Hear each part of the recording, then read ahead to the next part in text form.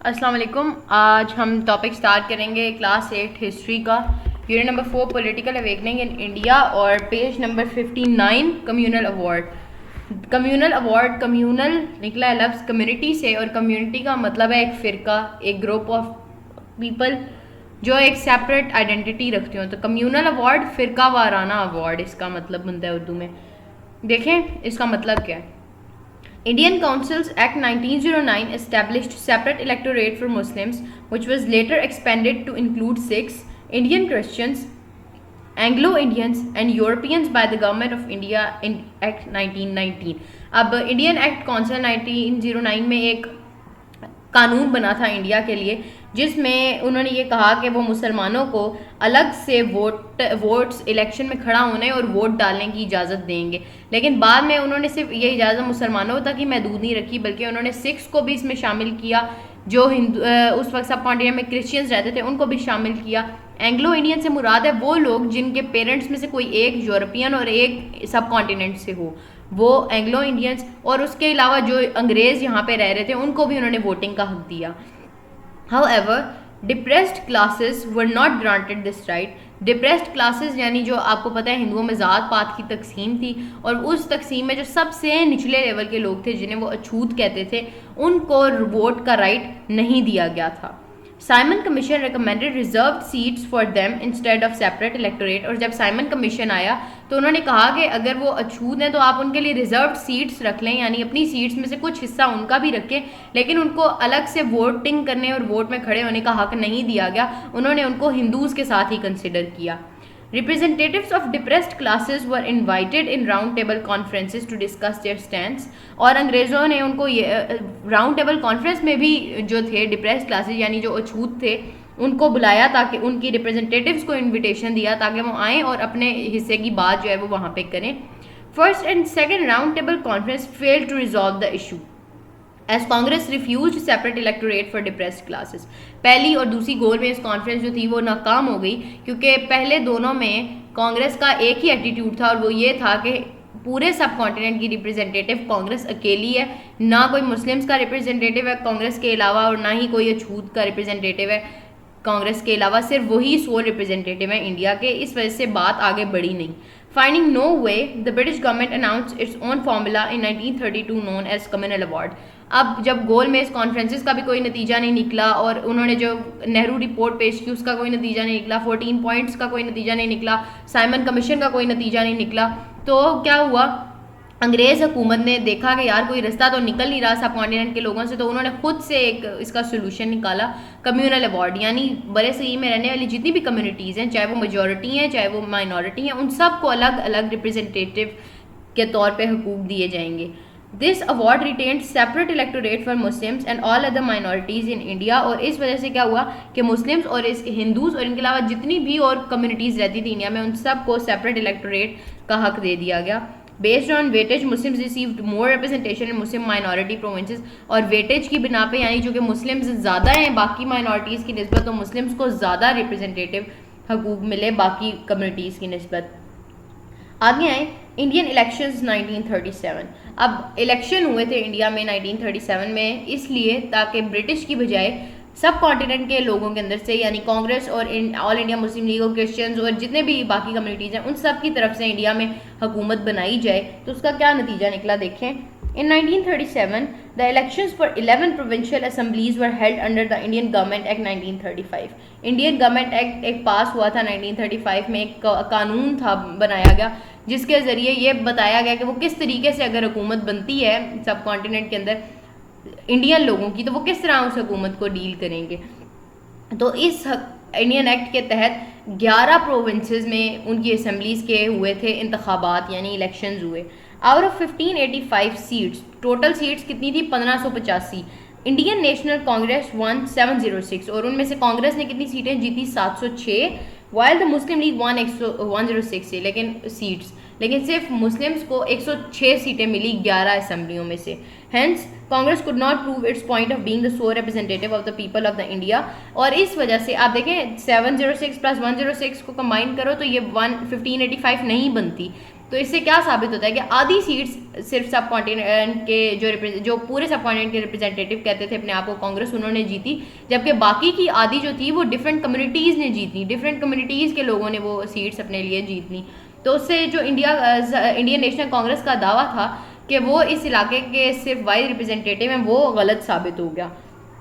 In July 1937 Congress ministries were formed और 1937 में election जीतने की वजह से, क्योंकि उन्होंने सबसे ज़्यादा सीट्स कंबाइंड तौर पे ली थी, तो इसीलिए उनकी जो हुकूमत थी, उनकी वजारतें मुख्तलिफ जगहों पे कायम हो गई।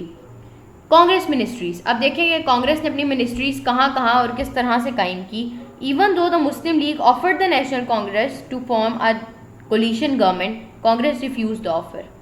मुस्लिम लीग ने, जब उनकी गवर्नमेंट बन गई, कांग्रेस की हिंदुओं की गवर्नमेंट बन गई, तो मुस्लिम लीग ने कहा, मुस्लिम लीग के रिप्रेजेंटेटिव्स ने कहा कि आइए हम मिलकर एक हुकूमत बनाते हैं, क्योंकि हमारी भी रिप्रेजेंटेशन उतनी ही है जितनी आपकी है, क्योंकि हम एक बड़ी कम्युनिटी है इस इलाके के, हमें एक इत्तेहाद करके एक मिल के गवर्नमेंट बना लेनी चाहिए। लेकिन कांग्रेस ने इस चीज़ से इनकार कर दिया। For the next 2 years Congress ministries mainly work for asserting the Hindu supremacy, और अगले 2 साल, ये जो गवर्नमेंट थी सिर्फ 2 साल तक रही, 1939 में ये गवर्नमेंट ख़त्म हो गई थी। अब क्यों ख़त्म हुई थी, इसकी वजह यही है, जितनी भी वजूहत हम आगे पढ़ेंगे वो सब इसकी वजूहत में शामिल है। इन 2 सालों में कांग्रेस ने सिर्फ इस चीज़ पे कोशिश की कि वो हिंदुओं को आला साबित कर सकें, वो हिंदुओं को हर तरीके से बरतर साबित करें सब कॉन्टिनेंट में, कि सिर्फ हिंदूज़ ही हैं जो सब कॉन्टिनेंट के मेन कम्युनिटी है, इसके अलावा बाकी सब लोग को उन्होंने इतनी इंपॉर्टेंस नहीं दी। Hindi was declared as a national language, और इसी जो उन्होंने बनाई हुई थी एक स्कीम अपनी कि वो हिंदू सुप्रीमेसी लागू करेंगे, उसी के चक्कर में उन्होंने हिंदी लैंग्वेज को जो था उन्होंने नेशनल लैंग्वेज को ऑफिशियल लैंग्वेज करार दिया सब कॉन्टिनेंट की। Anti Muslim educational reforms were introduced to replace two nation theory from the minds of Muslims, और एंटी मुस्लिम एजुकेशन रिफॉर्म्स यानी मुसलमानों की जो तालीम है उसका एक ख़ास तरीका था जो सर सैयद अहमद ख़ान ने स्टार्ट किया था, कि वो रिलीजियस एजुकेशन भी हासिल करते थे और उसके अलावा वो अपनी उर्दू लैंग्वेज में वो अंग्रेज़ों की तालीम भी पढ़ते थे, साइंस और टेक्नोलॉजी की तालीम भी हासिल करते थे। लेकिन कांग्रेस ने क्या किया, उन्होंने मुस्लिम स्कूल्स हों चाहे वो कंबाइंड स्कूल हों जहाँ पे हिंदू मुस्लिम सब इकट्ठे पढ़ते थे, उन्होंने वहाँ पे एक तरीका लागू करना शुरू कर दिया। वहाँ पे उन्होंने असेंबलीज़ में हिंदुज़म को ज़्यादा प्रमोट करना शुरू कर दिया, टीचर्स के ज़रिए हिंदुज़म को ज़्यादा प्रमोट किया, ताकि लोगों के दिमाग से ये जो एक अलग होने का टू नेशन थ्योरी है कि मुस्लिम एक अलग कौम है, किस बेस पे अपने हर चीज़ की बेस पे मुस्लिम्स डिफरेंट है उनसे, तो इस चीज़ को जो आम मुसलमान है वो भूलना शुरू हो जाए। Some Congress leaders claimed these steps as revenging the previous 700 Muslim year rule over them. अब कुछ हिंदू लीडर जो थे उन्होंने कहा कि मुसलमानों ने जो हम पर पिछले 700-800 साल हुकूमत की है ये हम उसका बदला भी ले रहे हैं। अब कौन से 700 साल हुकूमत की गई थी, वो जो मुग़ल हुकूमत बनी थी, मुग़ल हुकूमत, मुग़ल एम्परर जो थी, मुग़ल एम्पायर जो इन्होंने हुकूमत की थी इस सारे एरिए पे जिसमें हिंदूज़ भी शामिल थे और मुस्लिम भी शामिल थे, तो वो उसका बदला ले रहे थे मुस्लिम्स को इस तरह तंग करके। To investigate and voice atrocities and injustice committed by Congress ministries, Council of All India Muslim League appointed an 8-member committee under the presidentship of Raja Sayyid Muhammad Mehdi of Pirpur. अब सबसे पहले तो देखो atrocity क्या होता है, atrocities कहते हैं जुल्म सितम को और इनजस्टिस नाइंसाफ़ी को। अब ये जो हिंदूज़ की जुल्म और बर्बरियत चल रहा था और जो नाइंसाफ़ियाँ कर रहे थे उन सबको इन्वेस्टिगेट करने के लिए, उन सब का पता चलाने के लिए और उनके बारे में बातचीत करने के लिए कि वो लोगों को सामने लाई जाएँ, उसके लिए ऑल इंडिया मुस्लिम लीग ने एक कमेटी बनाई और उसका जो सदारत थी यानी उस कमेटी के हेड कौन थे, पीरपुर की एक मुस्लिम रिप्रेजेंटेटिव थे सैयद मोहम्मद मेहदी। उनको ये दिया गया कि वो ये जितना भी काम है कांग्रेस मिनिस्ट्री जो मुसलमानों के खिलाफ काम कर रही है इसको लोगों में फैलाएं और लोगों को समझाएं कि कांग्रेस क्या कर रही है। The committee presented its report on November 15, 1938। 1938 नवंबर 15 को इस कमेटी ने अपनी एक रिपोर्ट पेश की अपनी सारी रिसर्च की बेस पे।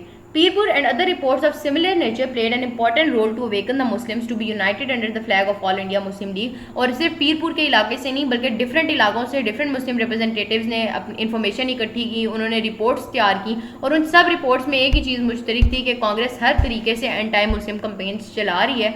और जब ये सारी इन्फॉर्मेशन इकट्ठी होकर आई और मुस्लिम लीग के जो बड़े लीडर्स थे, कायदे आज़म मोहम्मद अली जिन्ना और इस टाइप के जो लीडर्स थे, उन्होंने जब मुसलमानों को के अंदर इस चीज़ को का शऊर उजागर किया तो उससे क्या हुआ कि तमाम मुसलमान जो थे वो मुस्लिम लीग को उन्होंने as a sole representative of Muslims of subcontinent जो था वो समझना शुरू कर दिया। In September 1939, when the Second World War started and the Congress refused to cooperate with the British against the German and their allies. अब फिर से इस सारे दौरान एक तो सारा जो फसाद था वो वर्ल्ड वॉर 1 के एंड से स्टार्ट हुआ है। हमने देखा ना कि वर्ल्ड वॉर एंड के स्टार्ट पे जब खिलाफत मूवमेंट स्टार्ट हुई उस सब के बाद से ये सब सिलसिला चल रहा था। और उसके बाद क्या हुआ, अब एक नई वर्ल्ड वॉर 1939 में फिर से छिड़ गई जिसमें ब्रिटिश ने फिर से मदद लेना चाहिए उसी तरीके से जिस तरह उन्होंने वर्ल्ड वॉर 1 में मुस्लिम्स और हिंदू से मदद ली थी लेकिन बाद में उनको धोखे के सिवा कुछ भी नहीं दिया।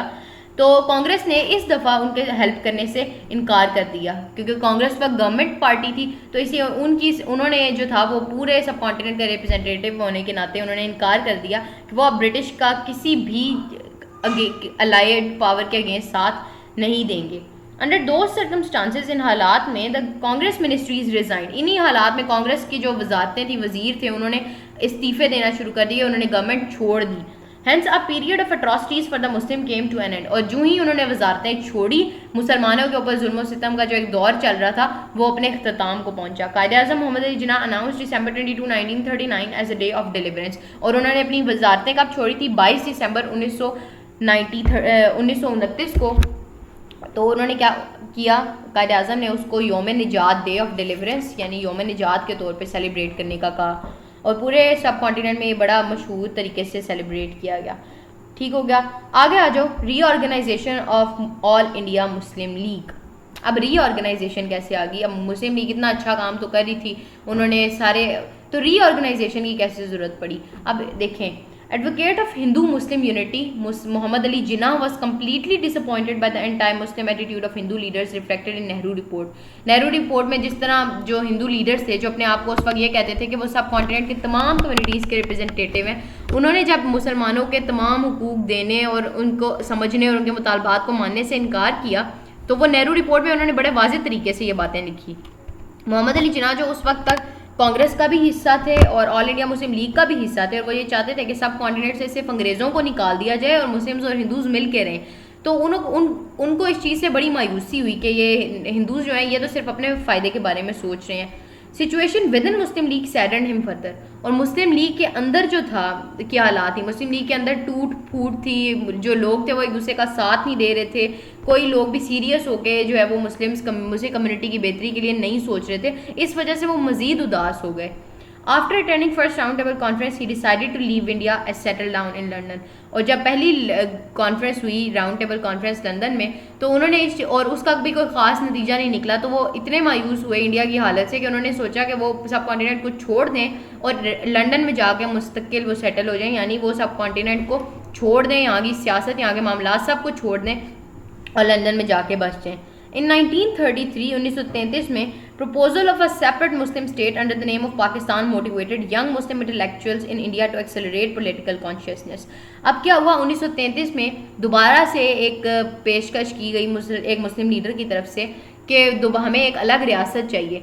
अब उस अलग रियासत का ख्वाब जो था उससे मुस्लिम जो लोग थे और ख़ास तौर से जो यंग मुस्लिम यूथ थी उनके अंदर जो था वो एक जोश व जज्बा पैदा हुआ और उन्होंने दोबारा से सियासत में एक्टिवली पार्टिसिपेट करना शुरू किया। After correspondence with Allama Mohammad Iqbal, Mohammad Ali Jinnah realized that organizing the Muslims of India into one powerful and dynamic organization was badly needed and that it's not an easy task। फिर अल्लामा इकबाल ने जब उन्होंने ये हालत देखी कि सब कॉन्टिनेंट के लोग जो हैं उनमें शऊर बेदार हो रहे हैं, तो उन्होंने मोहम्मद अली जिन्ना यानी कायद आज़म से दोबारा रब्ता किया और उनको बताया कि इस वक्त इंडिया में उनकी कितनी ज़रूरत है, अगर वो वापस आएँ तो इस जागी हुई कौम का वो फ़ायदा उठा सकते हैं और उनको एक सीधे रास्ते पर लगा सकते हैं। और उन्होंने उनकी बात सुन के कायद आज़म जो थे वो वापस आए लंदन से। He came back to India in 1934, वो वापस आए 1934 में with the aim to work for the betterment of Indian Muslims, और इस तबा वो एक पक्का मकसद लेके आए थे कि वो इंडियन मुसलमानों की बेहतरी के लिए बहुत कुछ करेंगे। He had to reunite Muslim League as sole representatives of Muslims of India। उन्होंने वापस आते ही ऑल इंडिया मुस्लिम लीग को दोबारा से रीऑर्गेनाइज किया, उन्होंने दोबारा से मुस्लिम लीग के अंदर कुछ चेंजिंग्स की और उनको सिर्फ और सिर्फ एक ऐसी पार्टी बनाया जो सिर्फ सब कॉन्टिनेंट के मुस्लिम्स की बेहतरी के लिए काम करेगी, नो अदर माइनॉरिटी और majority. As president of Muslim League के सदर होने के नाते he move to reorganise the party making it popular among ordinary Muslims. उन्होंने मुस्लिम लीग के अंदर इस तरह चेंजेस लाए कि आम मुसलमान को मुस्लिम लीग का मतलब, मुस्लिम लीग का मकसद समझ आए ताकि जो है वो उनका साथ दें। Muslim League could not perform well in 1937 elections. Muslim League ने पहले भी इलेक्शन लड़ा था 1937 का, जो वो हार गए थे और सिर्फ कांग्रेस ने हुकूमत बनाई थी अकेले। Congress ministries made it a bit easier to unite the Muslim on league's platform. और कांग्रेस मिनिस्ट्रीज का जो रवैया था, जो कांग्रेस मिनिस्ट्रीज ने मुसलमानों पर जुल्म सितम की एक वो बाकायदा से एक उन्होंने एक कंपेन चलाई हुई थी, उसकी वजह से मुसलमानों को ज़्यादा समझ आया और मुसलमानों के दिल में ज़्यादा वो जो बदले की ख्वाहिश थी, उसने मुसलमानों को ज़्यादा जल्दी इकट्ठा कर दिया मुस्लिम लीग के प्लेटफॉर्म पे। As a result of Quaid's dedication and untiring efforts, Muslim League emerged as a representative of Indian Muslims.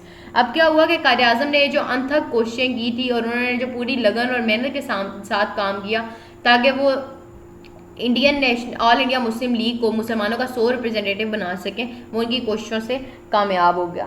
आगे देखो द लाहौर रेजोल्यूशन। अब लाहौर रेजोल्यूशन की एक बात तो आपको पता होगी कि लाहौर रेजोल्यूशन क्या है। 23 मार्च को 1940 को ये करारदाद पास की गई थी और इसी की याद में लाहौर में जो मीनार पाकिस्तान है हमारा, ये बना हुआ है। ठीक हो गया। तो देखो आपकी वो क्या कह रही है लाहौर रेजोल्यूशन के बारे में।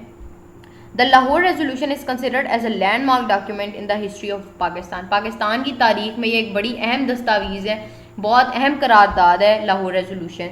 करारदाद पाकिस्तान भी कहते हैं, करारदाद लाहौर भी कहते हैं। पहले इसको करारदाद लाहौर या लाहौर रेजोल्यूशन कहते थे, लेकिन बाद में एक न्यूज़पेपर ने इसको छापा था और उन्होंने इसको as a sign of disrespect for Muslims छापा था कि मुसलमानों की इतनी औकात है कि वो हमसे एक अंग्रेज़ अखबार ने छापा था कि मुसलमानों की इतनी जो है वो औकात नहीं है कि वो ब्रिटिश से एक अलग नेशन का मुतालबा कर रहे हैं। तो उन्होंने उसको लिखा था कि करारदाद पाकिस्तान को इंग्लिश में कहते हैं लाहौर रेजोल्यूशन, तो उन्होंने लिखा था पाकिस्तान रेजोल्यूशन। तो लोगों को ये वर्ड बड़ा पसंद आया और पाकिस्तान रेजोल्यूशन जो था वो उस वक्त ट्रेंडिंग, जैसे आप कहते हैं आजकल ट्रेंड कर रहे हैं, तो लाहौर उस वक्त पाकिस्तान रेजोल्यूशन ट्रेंडिंग पे आ गया। The Lahore resolution is considered as a landmark document, ये हमने पढ़ लिया। The All India Muslim League held its 27th general session between March 22 and 24 at Iqbal park Lahore. Iqbal park Lahore जो मीनार पाकिस्तान के करीब है, वहाँ पे मुस्लिम लीग ने अपना सालाना जलसा रखा था 22 मार्च से 24 मार्च तक। ऑन 23 मार्च 1940 1940 23 मार्च को this historical resolution, which was first called the Lahore Resolution and in the later years known as the Pakistan Resolution, was presented। तो उस वक्त जो 23 मार्च को ये करारदाद पेश की गई थी, जो बाद में करारदाद पाकिस्तान के नाम से मशहूर हुई, और उस वक्त जब पेश किया गया था तो इसका नाम था Lahore resolution. A monument called Minar Pakistan stands in Lahore in the honor of this famous resolution। और पाकिस्तान में जो मीनार है बड़ा सा मीनार पाकिस्तान, वो भी इस यादगार के तौर पे बनाया गया। March 23 is observed as a national holiday in Pakistan। Pakistan में 23 मार्च को छुट्टी होती है to celebrate the Republic Day and to commemorate the Lahore Resolution, ताकि वो लाहौर रेजोल्यूशन की याद में उसको सेलिब्रेट किया जा सके। अब कायद आज़म से एड्रेस देखो।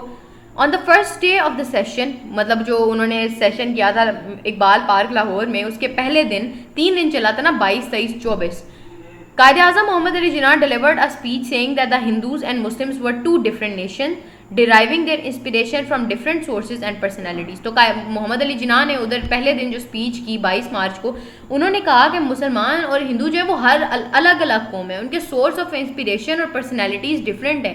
यानी एक मुस्लिम कभी भी हिंदूज़ की जो है वो खुदाई पर्सनैलिटीज़ या उनके जो भी बुत या देवता हैं उनसे इंस्पिरेशन हासिल नहीं करता, और ना ही कोई हिंदू मुस्लिम्स के रिलीजन से इंस्पिरेशन हासिल करता है। ही सेड, उन्होंने कहा, मुसलमान are a nation according to any definition of nation. उन्होंने कहा कौमियत की किसी भी डेफिनेशन को उठा के देख लें, मुसलमान उस डेफिनेशन पे पूरा उतरते हैं। We wish our people to develop to the fullest spiritual, cultural, economic, social and political life in a way that we think best and in consonance with our own ideals and according to the genius of our own people। अब देखें, consonance का word है आपकी last में। Consonance का मतलब होता है हम आहंग होना, एक जैसा सोचना। अब कायद आज़म ने कहा कि हम चाहते हैं कि हमारे लोग अपनी कल्चरल लाइफ, अपनी सोशल लाइफ, अपनी पॉलिटिकल लाइफ, अपनी स्पिरिचुअल लाइफ अपने फुल जोर से गुजारें, जिस तरह वो चाहते हैं, जिस तरह वो पसंद करते हैं उस तरह गुजारें, और उसी तरह गुजारें जिस तरह हमारे रिलीजन के या हमारे बड़ों और हमारी जो एक कम्युनिटी है, हमारे मुस्लिम कम्युनिटी के जो बड़ों ने जिस तरीके से अपनी लाइफ गुजारी है वो उसी तरह उसको गुजारें। आगे देखें द रेजोल्यूशन का टॉपिक, और ये सबसे इंपॉर्टेंट टॉपिक है, ये आपको बड़े अच्छे से याद रखना है, ये बड़ा इंपॉर्टेंट टॉपिक है इस चैप्टर का। ओके, नेक्स्ट टॉपिक देखें the resolution On March 23, 1940, A.K. Fazlul Haq, then the Chief Minister of Bengal Province, moved the resolution in the general session, which was called the Lahore Resolution. अब Lahore resolution किसने पेश की थी, किसने ये तकरीर की थी? उनका नाम था A.K. फजलुल हक। वो बंगाल के चीफ मिनिस्टर थे और ये 23 मार्च 1940 को उन्होंने स्पीच की जिसमें उन्होंने कहा that the areas in which Muslims are numerically in majority. उन्होंने कहा उन एरियाज में जहाँ पे मुसलमान जो हैं वो एक अक्सरियत में यानी उनकी तादाद ज़्यादा है, as in the north western and eastern zones of India, जैसा कि इंडिया के ईस्ट हिस्से में और नॉर्थ वेस्टर्न हिस्से में ज़्यादा हैं, should be grouped to constitute independent states. उन सबको इकट्ठा कर देना चाहिए। कॉन्स्टिट्यूट का मतलब है इकट्ठा कर दें टू इंडिपेंडेंट स्टेट्स ताकि वो आज़ाद रियासत बन सकें। In which the constituent units shall be autonomous and sovereign. Sovereign का मतलब होता है आज़ाद और ऑटोनमस का मतलब होता है खुद मुख्तार। कि इनमें जो यूनिट्स आपने शामिल किए यानी जो जो इलाके आप इसमें शामिल करेंगे वो आज़ाद और खुद मुख्तार होंगे, यानी वो अपने ऊपर हुकूमत खुद करेंगे। Resolution was seconded bye Chaudhary खलीकुज़्ज़मान, और इसके बाद जिसने स्पीच की इस रेजोल्यूशन के बाद आके चौधरी खलीकुज़्ज़मान ने, लेटर बाद में मौलाना ज़फ़र अली ख़ान फ्रॉम पंजाब, उन्होंने आके इस पर बात की, sir Abdullah Haroon from Sindh, Qazi Mohammad Isa from Balochistan and Sardar Aurangzeb from north west frontier province. North west frontier province जो है वो सूबा KPK का पुराना नाम है। Extended their support to the resolution, ये जितने भी नाम लिखे हुए हैं इन्होंने आके इस रेजोल्यूशन के हक में अपनी करारदाद पेश की। Significance of the Lahore resolution, Lahore resolution की इंपॉर्टेंस क्या है? The Lahore resolution later called the Pakistan resolution, जिसको बाद में पाकिस्तान रेजोल्यूशन भी कहा गया, is the most important milestone during the struggle for Pakistan. ये मुसलमानों का एक बहुत इंपॉर्टेंट लैंडमार्क था।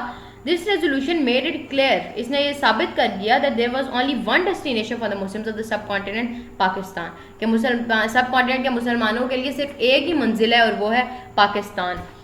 अर्लियर, इससे पहले, there was a demand for the separate electorate, उससे पहले मुसलमान सिर्फ ये कहते थे कि आप हमें वोटिंग में और गवर्नमेंट में हिस्सा दें, इसके अलावा वो सेपरेट नेशन का तकाजा नहीं कर रहे थे। लेकिन इस करारदाद के बाद से मुसलमानों में एक लहर दौड़गी कि बस एक ही सोल्यूशन है इस सारे मामले का और वो है कि मुसलमानों की एक अलग रियासत बने। Muslims then voiced their demand for a separate state, और इसके बाद मुसलमानों ने अपनी आवाज़ जो थी वो एक अलग रियासत के लिए बुलंद करना शुरू की। Both the British and the Hindus rejected this resolution, which placed the Muslims under the leadership of कायद आज़म मोहम्मद अली जिन्ना। जब हिंदुओं ने भी इस बात को ठुकरा दिया और ब्रिटिश ने भी ठुकरा दिया, तो मुसलमानों को एक मरतबा फिर से कायद आज़म ने लीड किया और वो दोबारा से एक नई मूवमेंट चली जिसका नाम था पाकिस्तान मूवमेंट। अब बिजुनों का ब्लॉक है नीचे, ये देखें। Lahore resolution was passed on March 24, 1940, but the Pakistan Day is celebrated on March 23rd. कि लाहौर रेजोल्यूशन जो थी वो 24 मार्च 1940 को पैदा हुई थी, को पास की गई थी, बट पाकिस्तान डे जो है हम ये योम पाकिस्तान तो 23 मार्च को मनाते हैं। ऐसा क्यों है? It is because this landmark resolution was presented to the annual general session of All India Muslim League on March 23, 1940। ये इसलिए है क्योंकि ये जो रेजोल्यूशन थी ये जनरल असेंबली में जो जनरल सेशन हुआ था, एक इजलास हुआ था नेशनल असेंबली का, उसमें 23 मार्च को पेश कर दी गई थी, लेकिन स्पीच इस पे बाद में हुई थी 24 मार्च को, इसीलिए हम 23 मार्च को सेलिब्रेट करते हैं क्योंकि वो ऑफिशियल डे था जब ये ऑफिशिएट किया गया था मुस्लिम्स की जानिब से। नेक्स्ट टॉपिक पे चलते हैं, success of the Muslim league in the 1945-46 elections. कि हमने पहले 1937-1939 के इलेक्शन पढ़े थे जिसमें कांग्रेस जीत गई थी और उसने मुसलमानों पर जुल्म और सितम का एक नया दौर शुरू किया हुआ था। अब आज हम पढ़ेंगे कि उन इलेक्शंस के बाद दोबारा एक और इलेक्शन करवाए ब्रिटिश ने ताकि ये फैसला हो सके कि बरे सगीर की अवाम कौन सी पॉलिटिकल पार्टी के साथ हैं, क्योंकि उस वक्त दो बड़ी पॉलिटिकल पार्टीज थी सब कॉन्टिनेंट में, एक थी ऑल इंडियन नेशनल कांग्रेस और एक थी ऑल इंडियन मुस्लिम लीग। तो कौन सी पार्टी ऐसी है जो लोग उसको अपने साथ देखना चाहते हैं? तो इसके लिए इलेक्शंस हुए थे 1945-46 में। तो क्या हुआ उन इलेक्शंस में, अपनी बुक से देखें। Another important landmark in Pakistan's struggle is the 1945-46 election. एक और बहुत अहम किस्सा जो था तहरीक पाकिस्तान का वो था 1945-46 के election. On August 21, 1945, Viceroy Lord Wavell announced that the elections to the central and provincial assemblies would be held. 21 अगस्त 1945 को जो वाइसरॉय था ब्रिटिश का, जो बरे सगीर पे उस वक्त हुकूमत कर रहा था, लॉर्ड वेवल, उसने ये अनाउंस किया कि वो जो है ना वो सेंट्रल यानी वो बरे सगीर की सदारती हुकूमत बनाने के लिए इलेक्शंस करवाएगा।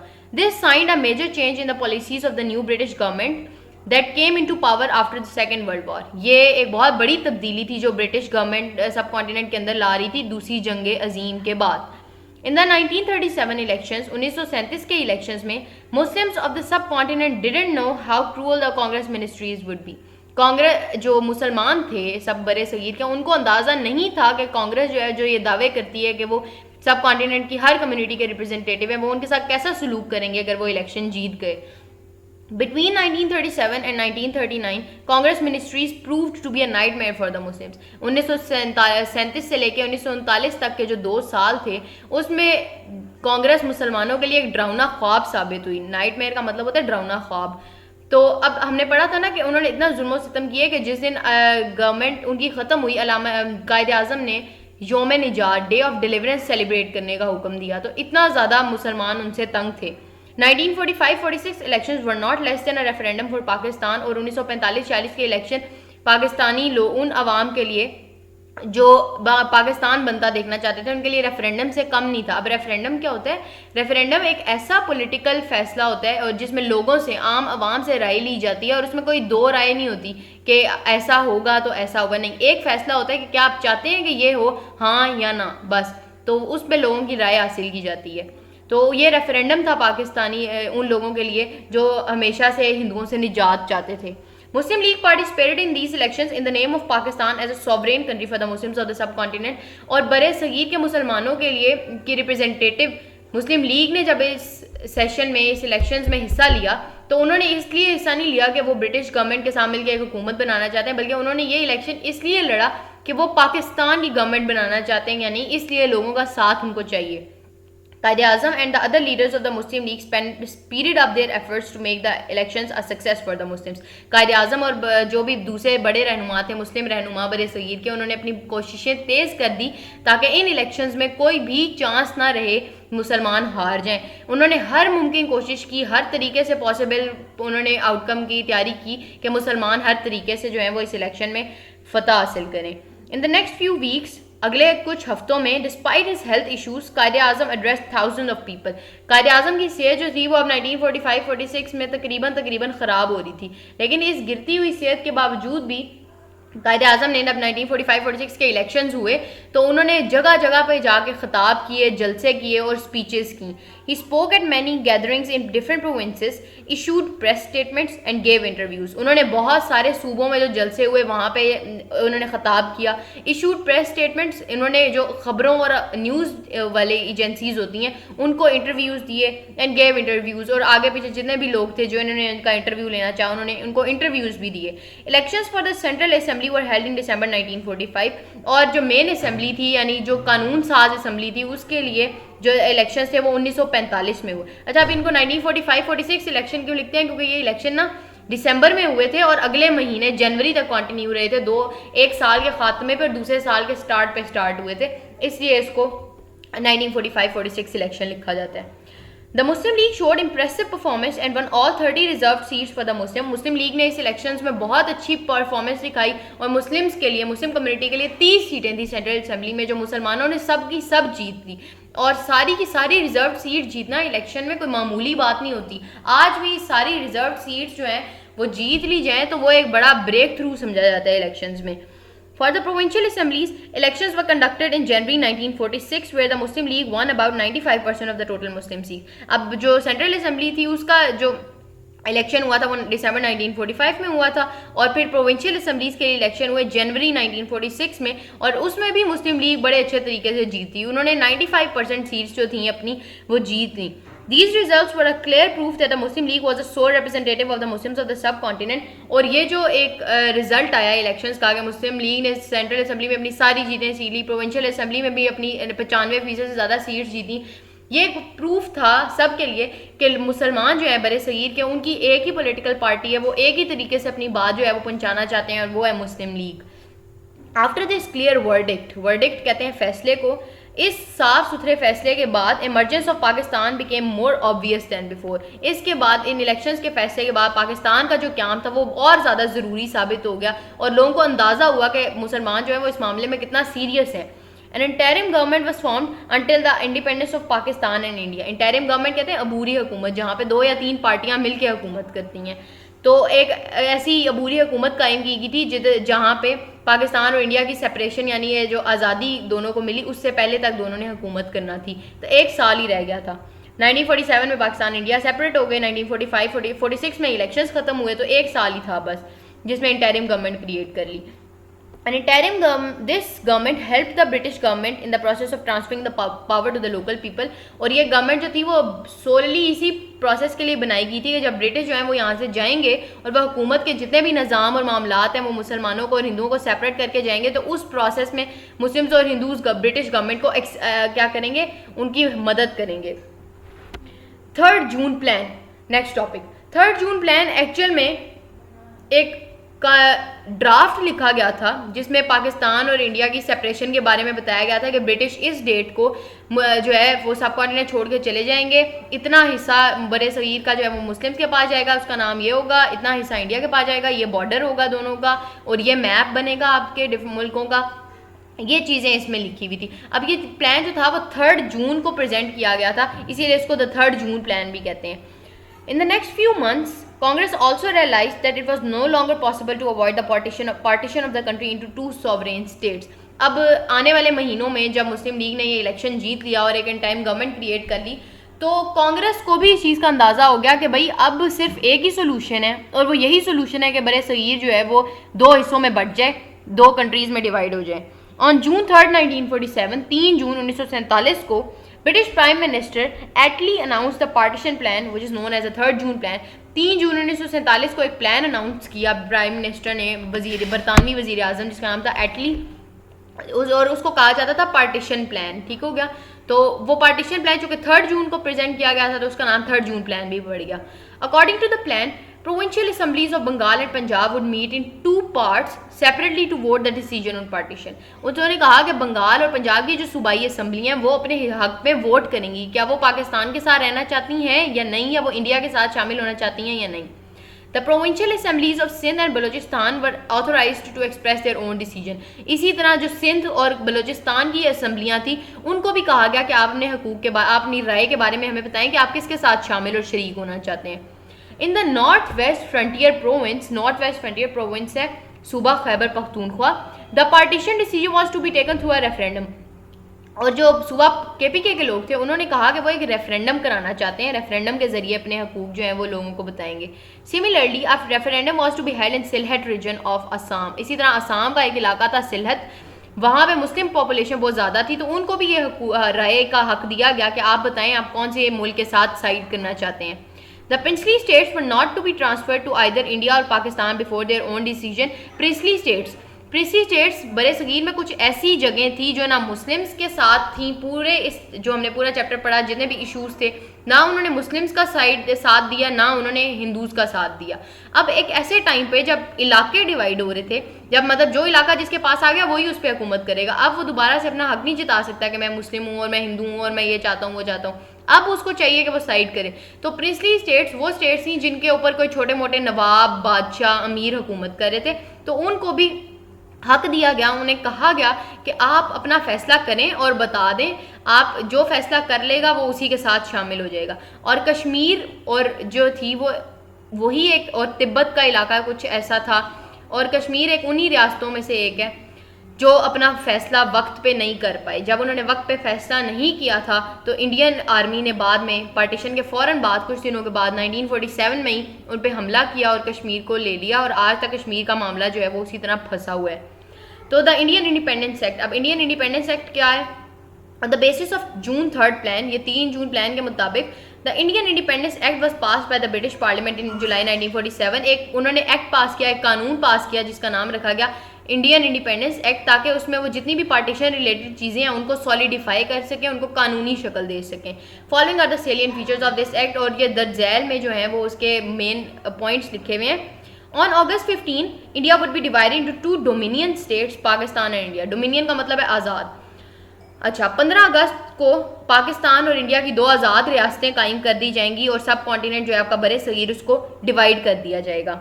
Boundaries between the 2 states were to be determined by a boundary commission called the Radcliffe commission. अब बाउंड्री यानी ये जो इन दोनों के दरमियान नक्शा बनना था, इन दोनों के दरमियान जो सरहद कायम होनी थी, वो अभी तक डिसाइड नहीं हुई थी और उसके लिए एक सेपरेट कमीशन बनाया गया था, बाउंड्री कमीशन, जिसका नाम था रेडक्लिफ कमीशन, क्योंकि उसको एक बंदा हैंडल कर था जिसका नाम था sir Radcliffe. Punjab was to be divided into two parts, east Punjab and west Punjab. Similarly Bengal was to be divided into east and west Bengal. Punjab जो था वो बहुत बड़ा था, कुछ हिस्से में हिंदू मेजॉरिटी थी, कुछ हिस्से में मुस्लिम मेजॉरिटी थी। तो उन्होंने कहा किया कि जो मुस्लिम मेजॉरिटी थी उसको उन्होंने ईस्ट पंजाब में डिवाइड कर दिया और वेस्ट पंजाब को इंडिया को दे दिया। अब जिस इलाके में इसी तरह बंगाल के कुछ इलाके में हिंदू मेजॉरिटी ज़्यादा थी, कुछ में मुस्लिम मेजॉरिटी ज़्यादा थी, तो जो जिसकी मेजॉरिटी में था उन्होंने उसको वो इलाका दे दिया और उसको डिवाइड कर दिया। अब इसी तरह पंजाब हमारे पास भी है और इंडिया का भी एक इलाका है जिसको पंजाब कहते हैं। Pakistan was to be comprised the west Punjab. Pakistan में कौन कौन सा हिस्सा आना था? वेस्ट पंजाब का, east Bengal, Sindh, north west frontier province यानी KPK और बलूचिस्तान, ये सारे इलाके पाकिस्तान में आने थे।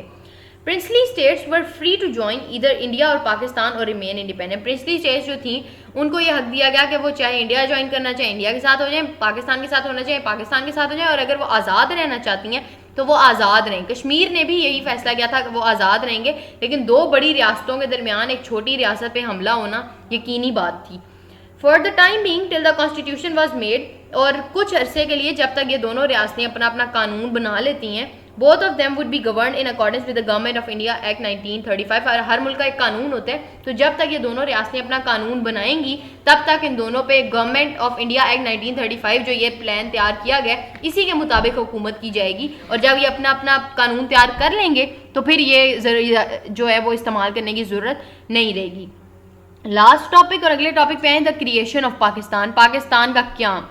Quaid-e-Azam Mohammad Ali Jinnah went to Karachi where the constituent assembly of Pakistan met on August 11, 1947। अब पाकिस्तान बनने से 4 दिन पहले कायद-ए-आज़म मोहम्मद अली जिन्ना जो थे वो गए कराची, जहाँ पे पाकिस्तान की कानून साज असेंबली, कॉन्स्टिट्यूएंट असेंबली कहते हैं जिसने कानून बनाना होता है, जहाँ पे सारे लोग मिल बैठ के बड़े बड़े एडवोकेट्स कानून बनाते हैं, वहाँ पे गए कायद-ए-आज़म। आफ्टर 3 days, 3 दिन बाद ही took oath as the governor general of Pakistan, उन्होंने जो था वो हल्फ लिया गवर्नर जनरल ऑफ पाकिस्तान होने का। On the midnight connecting August 15 and 15, 1947 Pakistan came into existence as a sovereign Muslim state. अब क्या हुआ, मिड नाइट आधी रात को 14 अगस्त और 15 अगस्त के दरमियाने वक्त में पाकिस्तान जो था वो अपने क़याम में आया। कायद-ए-आज़म ने अपना हल्फ लिया और पाकिस्तान की एक आज़ाद रियासत जो थी वो अनाउंस हुई। और अब क्या हुआ, Karachi was declared as the capital of Pakistan, और इस आज़ाद रियासत का जो कैपिटल था, दारुल हुकूमत था, वो कराची को रखा गया। Seeds of independence that had been sowed through the war of independence in 1857 bore fruit in 1947, कि वो आज़ादी का बीज जो 1857 की जंग के बाद बोया गया था वो आज 90 साल के बाद 1947 में उनका वो ख्वाब पूरा हुआ। Muslims of the subcontinent won this battle through ballot and legal means under the dynamic leadership of Quaid-e-Azam. और सब कॉन्टिनेंट के जो मुसलमान थे उन्होंने बड़े सगीर को डिवाइड करने का जो हक था वो उन्होंने बड़े कानूनी तरीके से लिया, उन्होंने कोई जंग नहीं की, उन्होंने वोटिंग के जरिए ये हक जीता, और ये सब किसकी वजह से हुआ था, कायद-ए-आज़म की भरपूर लीडरशिप की वजह से। Transition how it could not remain smooth. Transition का मतलब है दोनों मुल्कों के अलग होने का जो प्रोसेस था वो स्मूथ नहीं रहा, यानी ऐसा नहीं हुआ कि उसमें कोई मसले मसाइल ना आए हों। Millions of people from both sides of the border had to move to their new countries, और लाखों लोग दोनों साइड से यानी इंडिया से भी और पाकिस्तान से भी उनको अपने मुल्क छोड़ के, अपनी जगह छोड़ के दूसरी जगह जाना पड़ा। Hundreds and thousands of Muslims lost their lives on the way to Pakistan, और हज़ारों लाखों मुसलमानों ने अपनी ज़िंदगियाँ जो थी वो इंडिया से पाकिस्तान आते आते रास्ते में कुर्बान कर दी। आखिरी पॉइंट जो हमारी जिम्मेदारी है पर हम हमेशा उससे कतराते हैं, It is our earnest responsibility to work hard to uphold our country in line with the aspirations of Allama Iqbal and Quaid-e-Azam Mohammad Ali जिन्ना, कि अब ये हमारी दिलो जान से जिम्मेदारी बनती है कि अल्लामा इकबाल ने जो ख्वाब देखा था और कायद-ए-आज़म ने जो मेहनत की थी और जिस के असूलों के तहत उन्होंने ये मुल्क बनाया था, हम उस पर पूरा उतरें। उम्मीद है कि आप पूरा उतरेंगे इस पर, वैसे तो मुश्किल नज़र आता है लेकिन अगर आप पूरा उतर आए तो वेरी नाइस। यहाँ पर हमारा चैप्टर ख़त्म होता है। Thank you very much. अल्लाह हाफिज़।